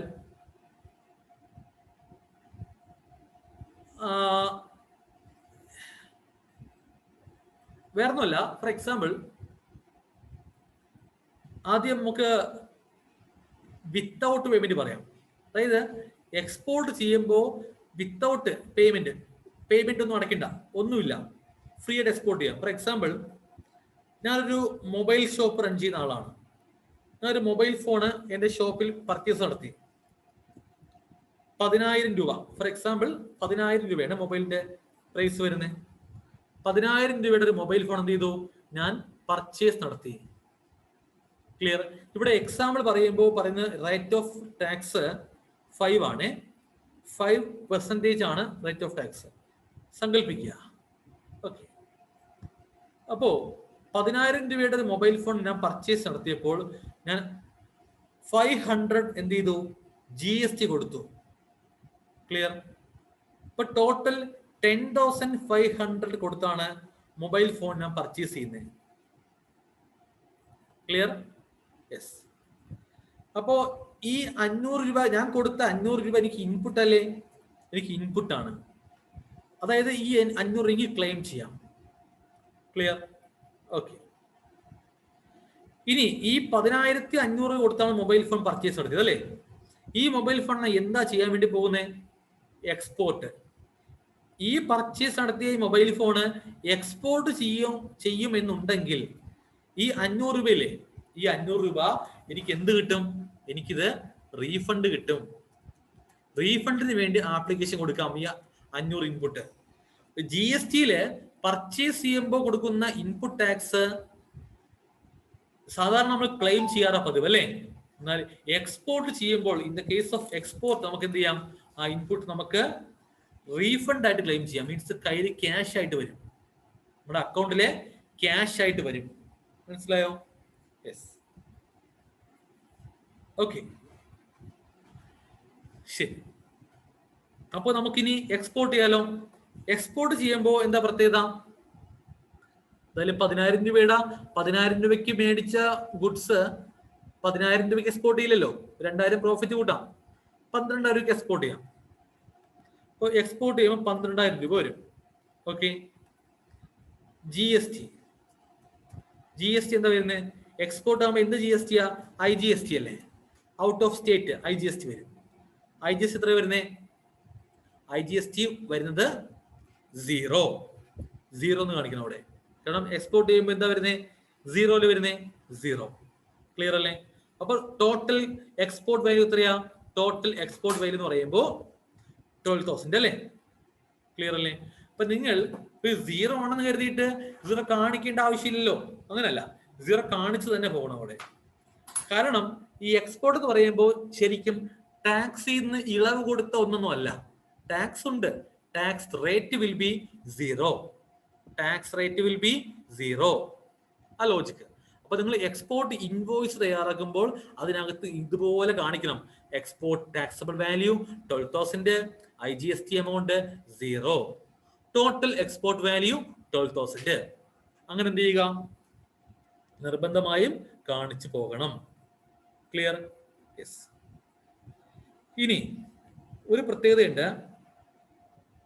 നമ്മൾ ഇവിടെ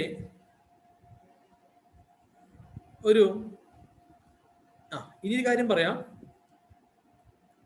അടുത്ത കേസ്, ഇതപ്പോ ഈ പറഞ്ഞ കേസിനെ വിളിക്കാം എക്സ്പോർട്ട് വിത്തൗട്ട് പേയ്മെന്റ് കേട്ടോ. ഈ പറഞ്ഞ കേസാണ് എന്ത്? എക്സ്പോർട്ട് വിത്തൗട്ട് പേയ്മെന്റ് ആണ്.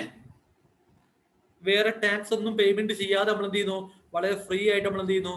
എക്സ്പോർട്ട് ചെയ്യുന്നു. ക്ലിയർ ആണല്ലോ? Yes. Export without payment.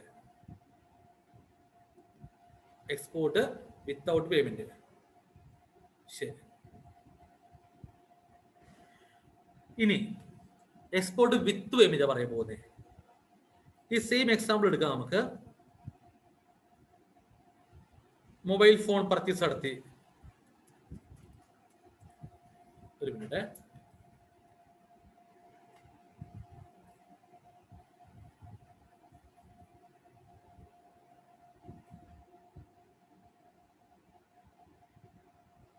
Okay, mobile phone purchase എത്രയാ? 10,000 അല്ലേ? 10,000 രൂപ ഇൻപുട്ട് കൊടുത്തല്ലേ മേടിക്കുന്നേ. ഇൻപുട്ട് കൊടുത്തു. എത്രയാ? 500. ടോട്ടൽ എത്രയാ? 1,500. ക്ലിയർ ആണല്ലോ? യെസ്. അപ്പോ എന്താ പറയാൻ പോകുന്നത്? വിത്ത് പേയ്മെന്റ് അല്ലേ? വിത്ത് പേയ്മെന്റ് ആണ്. പ്രത്യേകത പറഞ്ഞല്ല, എക്സ്പോർട്ട് ചെയ്യുമ്പോൾ എന്താ പ്രത്യേക? അപ്പൊ നമുക്ക് ഈ 500 ഇല്ലേ, 500 ഇൻപുട്ട്, അത് നമുക്ക് എന്താണ്? അത് റീഫണ്ടബിൾ ആണ് കേട്ടോ. ഒന്നുകൂടെ പറയാം. എക്സ്പോർട്ട് ചെയ്യുമ്പോൾ പ്രത്യേകത, വിത്ത് പേയ്മെന്റ് ആണെങ്കിൽ പ്രത്യേകത, എക്സ്പോർട്ട് വാല്യൂ എത്രയാ? 12,000 അല്ലേ? വിത്ത് പ്രോഫിറ്റ് 10,000 ആണ് കോസ്റ്റ്. 2,000 പ്രോഫിറ്റ് കൂട്ടി 12,000 രൂപ, അത്രേ ഉള്ളൂ. വിത്ത് പേയ്മെന്റ് അല്ലേ? അപ്പൊ എന്ത് വരും? IGST വരും. IGST നമുക്ക് ചാർജ് ചെയ്യണ്ടേ? ഇതിന്റെ ഈ മൊബൈൽ ഫോണിന്റെ ശരിക്കും റേറ്റ് ഓഫ് ടാക്സ് എത്രയാ വരുന്നേ? 5 അല്ലേ വരുന്നേ? അല്ലേ? 5 വരുന്നേ അല്ലേ? അപ്പോ 600 രൂപ ഔട്ട്പുട്ട് ടാക്സ് വരും നമുക്ക്. 600 രൂപ എന്ത് വരും നമുക്ക്? ഔട്ട്പുട്ട് ടാക്സ് വരും. ക്ലിയർ? IGST 600 രൂപ എന്ത് ചെയ്യണം? ഔട്ട്പുട്ട് വരും. നമ്മൾ എക്സ്പോർട്ട് ചെയ്യുമ്പോൾ, ഇപ്പൊ എക്സ്പോർട്ട് ചെയ്യുന്നത് ഇപ്പൊ ഫോർ എക്സാമ്പിൾ നമ്മൾ ഇന്ത്യ, കസ്റ്റമർ അമേരിക്കയിലായിരിക്കും. അമേരിക്കയിലുള്ള കസ്റ്റമറെ നമ്മൾ 600 മേടിക്കും ഇങ്ങോട്ട്? ഒരിക്കലും ഇല്ല. ഇത് നമ്മൾ നമ്മുടെ കയ്യിൽ നിന്ന് ക്യാഷ് എടുത്ത് ഗവൺമെന്റിന് അടച്ച ശേഷമാണ് എന്ത് ചെയ്യേണ്ടത്? എക്സ്പോർട്ട് ചെയ്യേണ്ടത്. കാര്യം ക്ലിയർ അല്ലേ? നമ്മൾ ഒരിക്കലും എക്സ്പോർട്ട് ചെയ്യുമ്പോൾ എന്ത് ചെയ്യത്തില്ല? കസ്റ്റമർ കയ്യിൽ നിന്ന് എമൗണ്ട് കളക്ട് ചെയ്യുക എന്ന ലോജിക്ക് വരുന്നില്ല. നമ്മൾ നമ്മുടെ കയ്യിൽ നിന്ന് ഈ 600 രൂപ ഔട്ട്പുട്ട് എമൗണ്ട് ക്യാഷ് എടുത്ത് പേയ്മെന്റ് നടത്തിയ ശേഷമാണ് എന്ത് ചെയ്യുന്നത്? എക്സ്പോർട്ട് ചെയ്യുന്നത്. ക്ലിയർ?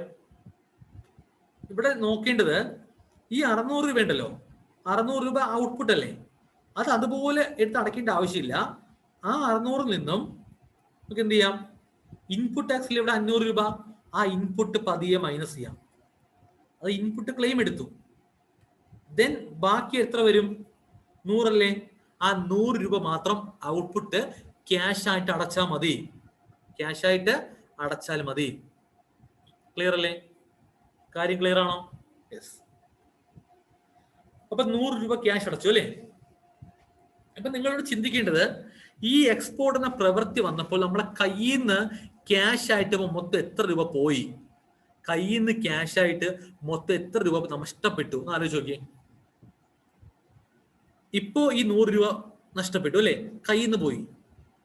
അതുപോലെ നമ്മൾ പർച്ചേസ് നടത്തിയപ്പോൾ 500 രൂപ ഇൻപുട്ടും കയ്യിൽ നിന്ന് കൊടുത്ത പൈസയിലെ 500 രൂപ ഇൻപുട്ട്, ശരിയല്ലേ? അപ്പൊ 500 നമുക്ക് നഷ്ടപ്പെട്ടതല്ലേ? മനസ്സിലാ? അതായത് 500 നമ്മൾ കയ്യിൽ നിന്ന് ക്യാഷ് കൊടുത്തതാണല്ലേ? ക്ലിയർ? യെസ്. പിന്നെ നിങ്ങൾ പറയും, ആ 500 എടുത്തല്ലേ 600 ലൈബിലിറ്റിയെ കുറച്ച് എന്ന് പറയും. ഈ 600 നമ്മൾ കസ്റ്റമറിൽ നിന്ന് മേടിച്ചൊന്നും അല്ലല്ലോ, നമ്മുടെ സ്വന്തം ക്യാഷിലേ കൊടുക്കുന്നേ. ആ ലോജിക്ക് വരുന്നില്ല അല്ലേ?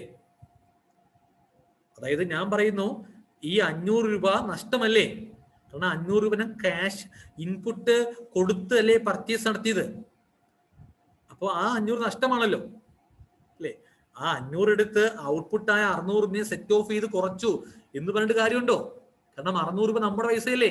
അല്ല നമ്മൾ സെയിൽ ചെയ്ത സമയത്ത് കസ്റ്റമറിന്റെ കയ്യിൽ നിന്ന് കളക്ട് ചെയ്ത ലൈബിലിറ്റി ഒന്നും അല്ലല്ലോ. എങ്കിലും ഓക്കെ, നമ്മൾ ലൈബിലിറ്റി സെറ്റ് ഓഫ് ചെയ്യുന്നു പറയാം. പക്ഷെ നമ്മുടെ ഔട്ട്പുട്ടാണ് 600. അപ്പോൾ 500 നമുക്ക് ശരിക്കും നഷ്ടപ്പെട്ട പൈസയാണ് അല്ലേ? അപ്പൊ 500 ക്യാഷ് അടച്ച പൈസ നഷ്ടപ്പെട്ടു, 100 ക്യാഷ് അടച്ച പൈസ നഷ്ടപ്പെട്ടു അല്ലേ? സോ നമുക്ക് ആ ഇൻപുട്ട് 500 ആ ഇൻപുട്ട് 500ഉം ഇപ്പൊ കൊടുത്ത 100 രൂപ ക്യാഷ് ഇല്ലേ, ഈ 100 രൂപ ക്യാഷ് നമുക്ക് എത്ര മൊത്തം 600 അല്ലേ, ഈ 600 രൂപ നമുക്ക് എന്ത് കിട്ടും, റീഫണ്ട് കിട്ടും. ഈ 600 രൂപ നമുക്ക് എന്ത് കിട്ടും, റീഫണ്ട് നമുക്ക് ക്ലെയിം ചെയ്യാം. ഓട്ടോമാറ്റിക് ഒന്നുമല്ല, നമ്മൾ ആപ്ലിക്കേഷൻ കൊടുത്ത് റീഫണ്ടിന് വേണ്ടി അപേക്ഷ കൊടുത്ത് റീഫണ്ട് മേടിക്കാം. ക്ലിയർ അല്ലേ? ഇതാണ് എക്സ്പോർട്ട് ചെയ്യുമ്പോൾ ഉള്ള പ്രൊസീജിയർ. കാര്യം ക്ലിയർ ആയോ? അപ്പൊ ഈ ഒരു മെത്തേഡിനെ വിളിക്കുന്ന പേരാണ് എന്ത്, വിത്ത് പേയ്മെന്റ് എന്ന് വിളിക്കുന്നതിന്. മനസ്സിലായോ? എക്സ്പോർട്ട് ചെയ്യുമ്പോൾ പർച്ചേസിലെ ഇൻപുട്ട് നമുക്ക് റീഫണ്ട് ആണ്. അത് എപ്പോ റീഫണ്ട് ചെയ്യും, ഔട്ട്പുട്ട് ടാക്സ് കണ്ടുപിടിച്ച് ആ ഔട്ട്പുട്ട് നിന്നും ഇൻപുട്ട് മൈനസ് ചെയ്ത് ബാക്കി വരുന്ന ഔട്ട്പുട്ട് നമ്മൾ പേയ്മെന്റ് ചെയ്യും. ഇവിടെ 100 രൂപ നമ്മൾ പേയ്മെന്റ് ചെയ്തു. ക്ലിയർ? അതാണ് എക്സ്പോർട്ട് വിത്ത് പേയ്മെന്റ് ചെയ്തു. ദെൻ ആ 100 രൂപ പേയ്മെന്റും ആദ്യം പർച്ചേസിൽ കൊടുത്ത ഇൻപുട്ട് 500ഉം ഒരുമിച്ച് 600 രൂപയായിട്ട് നമ്മൾ എന്ത് ചെയ്യും, റീഫണ്ടിന് വേണ്ടി അപ്ലൈ ചെയ്യും. റീഫണ്ട് കിട്ടും, അക്കൗണ്ടിൽ പൈസ വരെ. അപ്പൊ ആലോചിച്ച് നോക്കിയേ, വിത്ത് പേയ്മെന്റ് ആയാലും വിത്തൗട്ട് പേയ്മെന്റ് ആയാലും അവസാനം നമ്മുടെ കയ്യിൽ നിന്ന് വല്ല നഷ്ടപ്പെടുന്നുണ്ടോ? ഇല്ല. വിത്തൗട്ട് പേയ്മെന്റിൽ ഔട്ട്പുട്ട് ഇല്ല, 0. സോ ആ ഇൻപുട്ട് 500 മൊത്തം റീഫണ്ടബിൾ ആണ്. ഇവിടെ ആണെങ്കിലോ ഔട്ട്പുട്ട് ഉണ്ടെങ്കിൽ പോലും ഇൻപുട്ട് ക്ലെയിം ചെയ്ത് ബാക്കി വരുന്ന 100 അടച്ചു. പക്ഷേ ആ ആദ്യം അടച്ച 500ഉം ഇപ്പൊ അടച്ച 100ഉം റീഫണ്ടബിൾ ആണ്. ക്ലിയർ അല്ലേ? റീഫണ്ടബിൾ ആണ്. ഇപ്പൊ നിങ്ങൾക്ക് വേറെ ഡൗട്ട് വരാം, എന്താണ്, അങ്ങനെ ആ 500ഉം റീഫണ്ട് കിട്ടുമെങ്കിൽ പിന്നെ എന്തിനാ 500നെ എടുത്ത് 600നെ കുറയ്ക്കാൻ പോയത്? ആ 600 മൊത്തം അടച്ചാൽ പോരെ? അങ്ങനെ കാരണം നമുക്ക് ക്യാഷിന്റെ ആ ഒരു ഔട്ട്ഫ്ലോ കുറയ്ക്കാൻ വേണ്ടിയാണ്. ആ 500 ക്ലെയിം ചെയ്ത ബാക്കി 100 അടച്ചാൽ മതി. 100 മാത്രം ബിസിനസിന്റെ ഔട്ട്ഫ്ലോ വരത്തുള്ളൂ. അനാവശ്യമായിട്ട് ആ ഔട്ട്ഫ്ലോ കൂട്ടാതിരിക്കാൻ അങ്ങനെ ചെയ്യുന്നത്. ക്ലിയർ അല്ലേ? ഇതാണ് ഒരു ശരിക്കുള്ള മെക്കാനിസം, എക്സ്പോർട്ടിന്റെ മെക്കാനിസം കേട്ടോ. ശരി,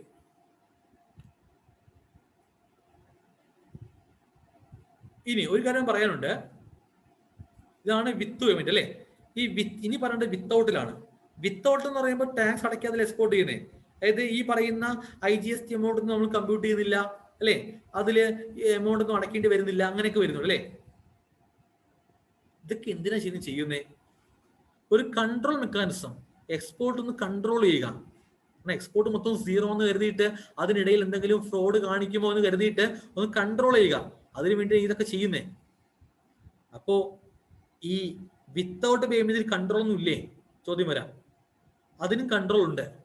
കാരണം നിങ്ങൾ വിത്തൗട്ട് പേയ്മെന്റിൽ IGST ഒന്നും കമ്പ്യൂട്ട് ചെയ്യാതെയാണ്, അടയ്ക്കാതെയാണ് എക്സ്പോർട്ട് ചെയ്യുന്നതെങ്കിൽ, വിത്തൗട്ട് ആണെങ്കിൽ അവിടെ ഒരു ചെറിയൊരു എഗ്രിമെന്റ് ഉണ്ട് കേട്ടോ. ഒരു എഗ്രിമെന്റ് എന്ന് പറഞ്ഞാൽ ഒരു ബോണ്ട് പോലെ, ഒരു കരാറ് പോലെ ഉണ്ട്. LUT എന്ന് പറയും. LUT, letter of undertaking. LUT എന്ന് പറയും. എന്ന് പറഞ്ഞാൽ വേറൊന്നുമല്ല, എന്ന് പറഞ്ഞാൽ അതോറിറ്റി പറയുന്നു നിങ്ങൾക്ക് ഒരു 2 ഓപ്ഷൻ എക്സ്പോർട്ടേഴ്സ് എന്ന് പറയുന്നു. എക്സ്പോർട്ടേഴ്സ് 2 ഓപ്ഷൻ ഉണ്ട്. ഒന്നുകിൽ നിങ്ങൾക്ക് എന്ത് ചെയ്യാം, ടാക്സ് ഒന്നും അടയ്ക്കാതെ വിത്തൗട്ട് പേയ്മെന്റിൽ എക്സ്പോർട്ട് ചെയ്യാം, അല്ലെങ്കിൽ വിത്ത് പേയ്മെന്റിൽ എക്സ്പോർട്ട് ചെയ്യാം. അപ്പോൾ വിത്ത് പേയ്മെന്റിൽ എക്സ്പോർട്ട് ചെയ്ത കയ്യിൽ നിന്ന് ആദ്യം ക്യാഷ് അടയ്ക്കണ്ടേ? ക്യാഷ് അടച്ചാൽ റീഫണ്ട് കിട്ടും, എങ്കിലും അടയ്ക്കണ്ടേ? ആദ്യം ഫണ്ട് ഇല്ലെങ്കിൽ അതൊക്കെ കണ്ടെത്തി അടയ്ക്കണ്ടേ? എന്നാലേ നമുക്ക് എക്സ്പോർട്ട് ചെയ്യാൻ സാധിക്കൂ. വിത്തൗട്ട് ആണെങ്കിൽ അങ്ങനെ ഫണ്ട് അടയ്ക്കേണ്ട ആവശ്യമില്ല, അങ്ങനെ അത് പിന്നെ റീഫണ്ടിന് വേണ്ടി അപ്ലൈ ചെയ്യേണ്ട ആവശ്യമില്ല, അങ്ങനെ ചിന്തിക്കും. അങ്ങനെയുള്ളവർ എന്ത് ചെയ്യും, വിത്തൗട്ട് പേയ്മെന്റിൽ എക്സ്പോർട്ട് ചെയ്യും. അപ്പൊ അവരോട് പറയും, നിങ്ങളൊരു കാര്യം ചെയ്യൂ, ഈ എഗ്രിമെന്റ് സൈൻ ചെയ്യൂ. എഗ്രിമെന്റ് എന്താ പറയുന്നത്?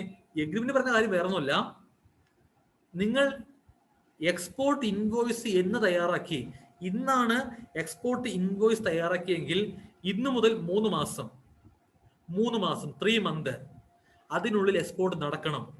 3 മന്ത്സ് അതിനുള്ളിൽ എക്സ്പോർട്ട് നടക്കണം. അത്രയുള്ള കണ്ടീഷൻ.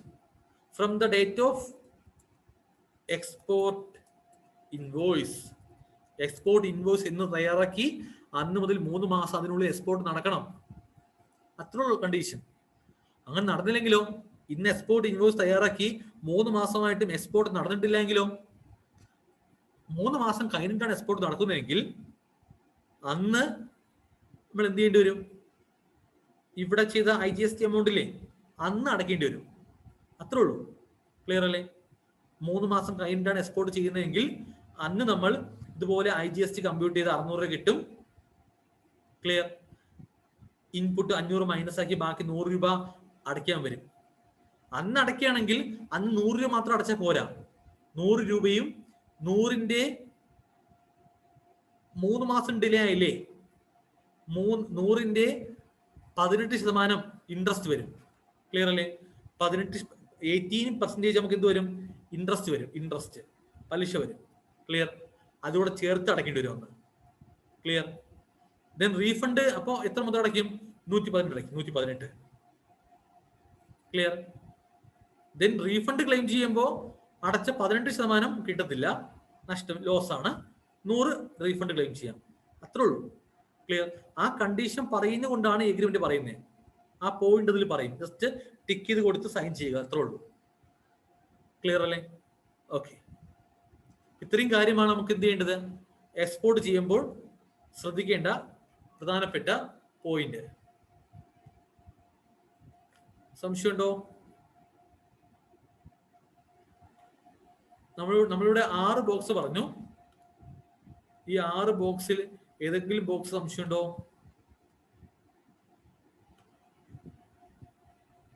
ഇന്ന് ക്ലാസ് ഇത്രേ ഉള്ളൂ. ബാക്കി നമുക്ക് നാളെ നോക്കാം. ക്ലിയർ ആണോ എല്ലാ പോയിന്റും?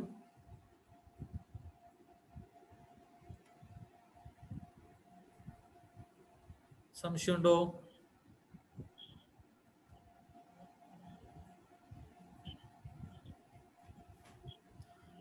ഏതെങ്കിലും പോയിന്റ് B2B മുതൽ എക്സ്പോർട്ട് വരെ 6 ബോക്സ്. ഹലോ സാർ, പറയൂ. പിന്നെ ഇതിൽ നമ്മൾ ഫസ്റ്റിൽ പറഞ്ഞ ക്രെഡിറ്റ് നോട്ടും ഡെബിറ്റ് നോട്ട് പറഞ്ഞല്ലോ. അപ്പൊ ഇതിൽ ക്രെഡിറ്റ് നോട്ട് കൊടുക്കുകയാണെങ്കിൽ അതിനൊരു ഇൻവോയ്സ് നമ്പർ ഉണ്ടാവില്ലേ? ഉറപ്പായിട്ട് അത് ഡോക്യുമെന്റ് ആണല്ലോ, അത് പ്രത്യേക ഇൻവോയ്സ് നമ്പർ ഉണ്ടാവും. അത് നമ്മളിപ്പോ 10,000ന്റെ ബില്ലടിച്ചാൽ അതിൽ 2,000 കുറച്ച് ബില്ലടിച്ചു പോയി, 8,000 ബില്ലടിച്ചാല് അതേ ഇൻവോയ്സ് നമ്പർ തന്നെയാണോ ഈ ക്രെഡിറ്റ് നോട്ടിന് കൊടുക്കുക? അല്ലല്ല, ക്രെഡിറ്റ് നോട്ട് വേറെ ടൈപ്പ് ഓഫ് ഡോക്യുമെന്റ് അല്ലേ, അതിന് പ്രത്യേകം സീരിയൽ നമ്പർ മെയിൻറ്റെയിൻ ചെയ്യണം കേട്ടോ. 1 മുതൽ സ്റ്റാർട്ട് ചെയ്യാം. അങ്ങനെ ആ ഒരു മാസം എത്ര ഡെബിറ്റ് നോട്ട് ഇഷ്യൂ ചെയ്തൊന്നും പ്രത്യേകം കാണിക്കാനുള്ള സ്പേസ് ഈ റിട്ടേൺ ഫോമിൽ ഉണ്ട് കേട്ടോ നമുക്ക്.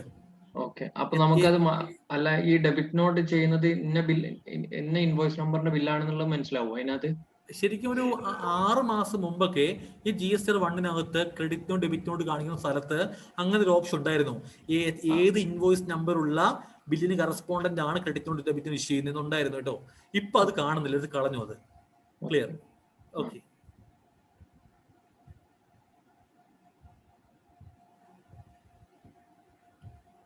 ഏതെങ്കിലും സംശയമുണ്ടോ? എന്തെങ്കിലും ബേസിക് നോളജ്, ലോജിക്കൽ ഇഷ്യൂസ് എന്തെങ്കിലും ഉണ്ടോ? സാറേ പറയൂ സാറേ. നമുക്ക് ആരെങ്കിലും ഒരു ക്രെഡിറ്റ് നോട്ട് തരുവാണെന്നുണ്ടെങ്കിൽ, അതായത് B2B സെയിലില് നമുക്ക് ആരെങ്കിലും ഒരു കമ്പനി ക്രെഡിറ്റ് നോട്ട് തരുവാണെന്നുണ്ടെങ്കിൽ നമ്മൾ എന്താ ചെയ്യേണ്ടത്?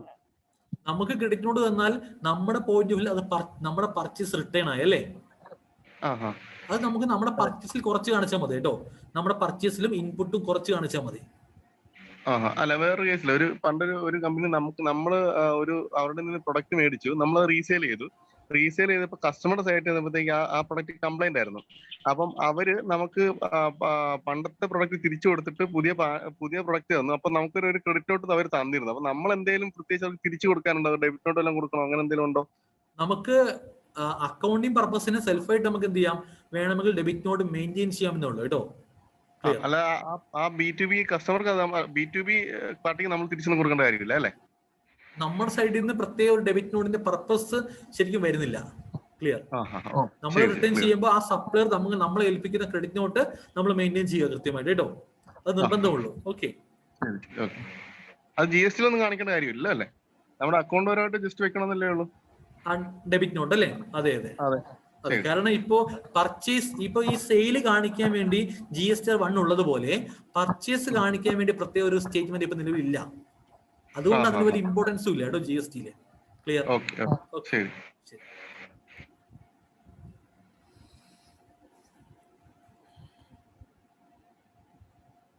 സംശയമുണ്ടോ വേറെ?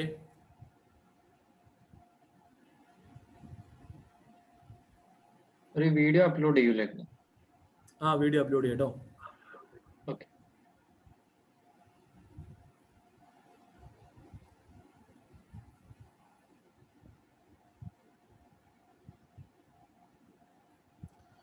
ഓക്കെ, നമുക്ക് എങ്കിൽ വൈൻഡപ്പ് ചെയ്യാം അല്ലേ? ശരി, എന്ത് സംശയം ഉണ്ടെങ്കിൽ ഗ്രൂപ്പിൽ ചോദിക്കുക കേട്ടോ, ക്ലിയർ ചെയ്യാം. എല്ലാവർക്കും good night, bye. Thank you.